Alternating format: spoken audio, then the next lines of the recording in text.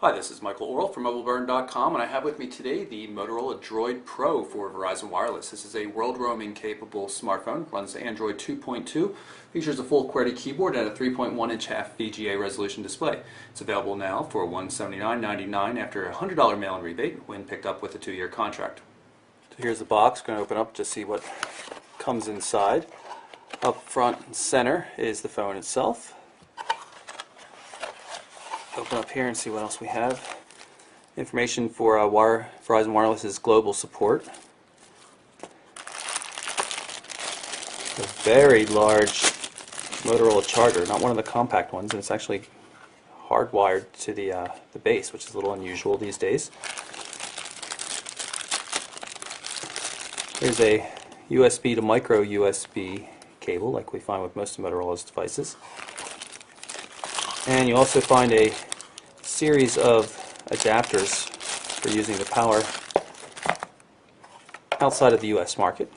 Just slides over like this to convert it to, say, an EU plug. We've got one for, I believe it's Australia, and then there's also the UK as well. And other than that, we just have a couple of manuals, warranty information, Spanish, English, consumer protections, all that kind of stuff. So here's the Droid Pro. Weighs about 136 grams, 120 millimeters long, fairly narrow 61 across, and 12 millimeters thick, which is not bad at all. See on the left-hand edge here we've got a volume rocker control, uncovered micro USB port, up top the power standby button, 3.5 millimeter headphone jack, convenience key here, brings up the calendar by default. Not too much to see on the bottom other than the hole for the microphone.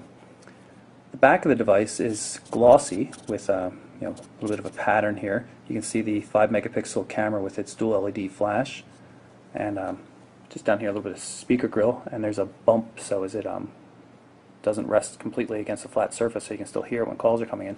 I don't really like the feel of this. It's very similar to the Samsung Galaxy S devices, like the Vibrant, with this slick plastic back. It just feels a little cheap. More problematic, though, is when you're using this keyboard, and it is a pretty nice 4-row QWERTY keyboard.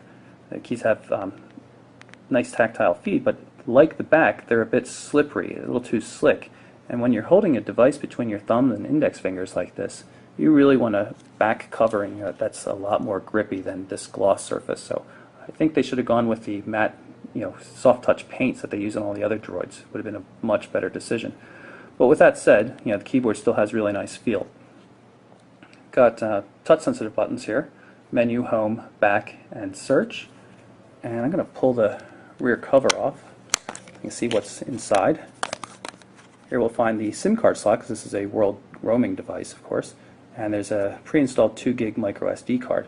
The 1420 milliamp hour battery is good for up to 7.2 hours of talk time, according to Verizon, and theoretically 13 days of standby time if you leave the device alone.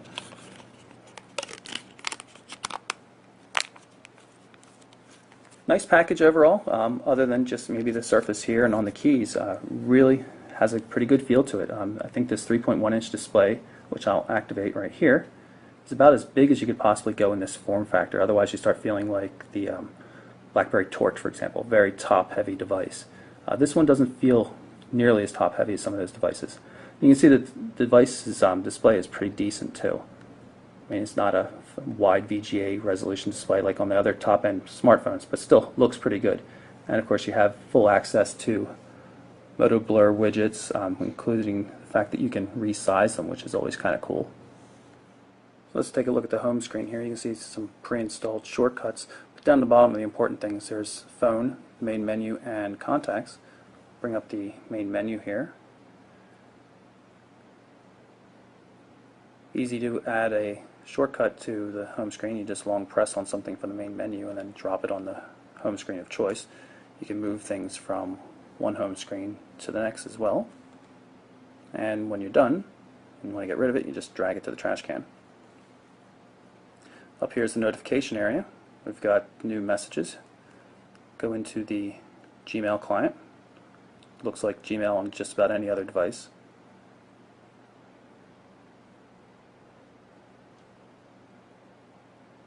Very simple.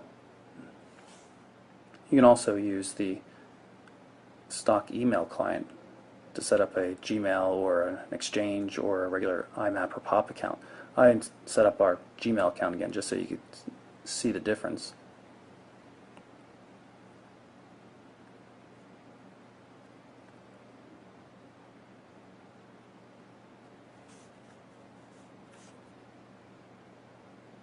You can easily set up multiple accounts and switch between them. And of course there's also a universal inbox, which falls under the messaging application here. So you can install multiple email accounts, text messaging, social networks, and everything will show up in the universal inbox. Kind of somewhat like what BlackBerry offers. If you look at the top left-hand corner of the phone here, you'll see the green LED indicator telling me that I have a unread message. So I'll unlock the screen. And of course, you'll see that in the notification area, and this will pull us into the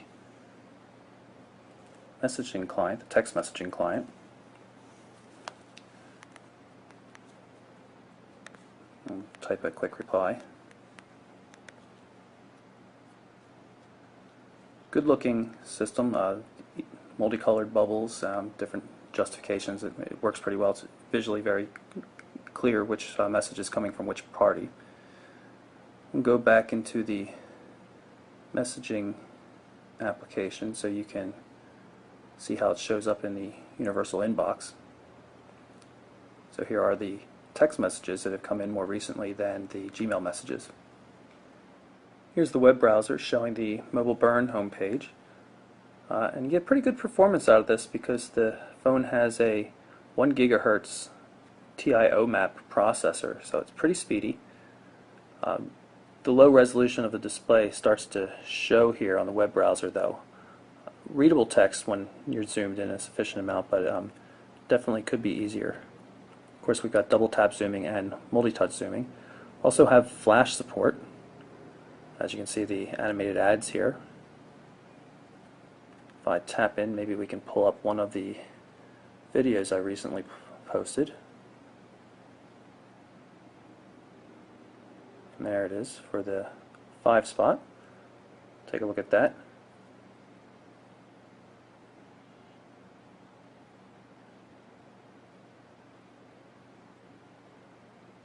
See if we can go into landscape mode in the browser. And it appears that we cannot, which is going to irritate people, I believe. Try to double tap to zoom in properly. And we're going to play the video right here in the page. Hi guys, this is Michael Horrell from MobileBurn.com. Today I have with me Verizon. So not bad performance. You can see it's choppy and stuff, but you really can't expect to get perfect video quality over Flash, but it's not too bad. This one actually works overseas. It supports HSDPA, HS. Of course, you can always bring it up in the dedicated YouTube client, which does work in portrait landscape mode rather. Hi guys, this is Michael Horrell from MobileBurn.com. Quality's much better. Today I have with me Verizon's new 5 spot. Is that one? If you want to get to the favorites, or bookmarks, you can add the current page or you can access the existing bookmarks that are already in there. This is the mobile version of the Mobile Burn website, just so you can see what it looks like. A pretty capable browser. The only thing, the limit is the screen resolution. It's not a large screen, and therefore the relatively low resolution means the text can be a little hard to read when it's really small.